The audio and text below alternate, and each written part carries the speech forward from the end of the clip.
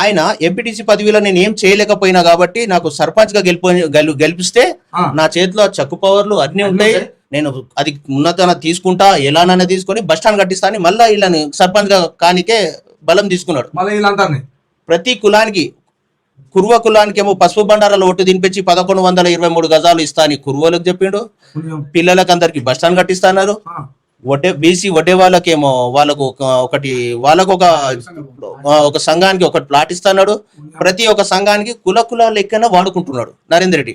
అప్పుడు బాగా గమనించి ఏం చేసినట్టే ఈయన ఈ రకంగానే వాడుకుంటాడని మనం ఏం చేసినామంటే ఆయన గెలిచిన తర్వాతనే 2-3 రోజు టీఆర్ఎస్ లోకి జంప్ అయిపోయాడు. ఎందుకంటే అప్పుడు కాంగ్రెస్ పార్టీ మైనస్ లోకి వచ్చింది, టీఆర్ఎస్ టాప్ లోకి వచ్చేసింది కదా.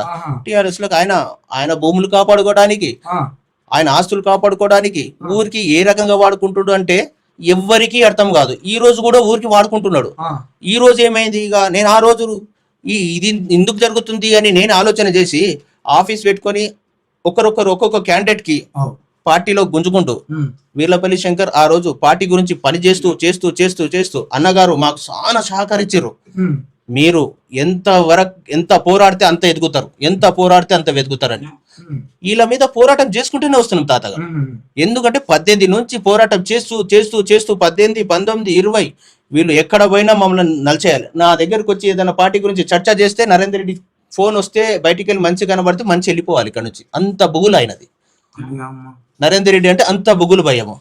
అంటే మా ఊరికి ఏమైందంటే నరేందర్ రెడ్డి అనే వ్యక్తి ఒక చిన్న నయం లాగా తయారయ్యాడు ఊరు మొత్తానికి.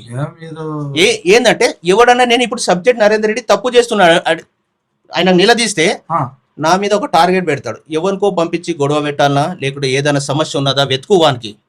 నరేందర్ రెడ్డి టార్గెట్లు అలా ఉంటాయి. నరేందర్ రెడ్డి నీ బుడ్డ బెదురులకు మేము బెదరము, ఈ రోజు నుంచి నీ పథకం స్టార్ట్ అయ్యింది, నేను మొదలు పెట్టినా, ఒకరొకరు బయటికి వస్తూనే ఉంటారు, నువ్వు చేసిన అరాచకాలన్నీ బయటికి వస్తూనే ఉంటాయి, మేము తీస్తాము.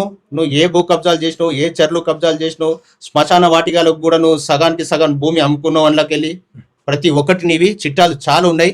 నీకు గుణపాఠం నేర్పిన దాకా మేము ఆగము.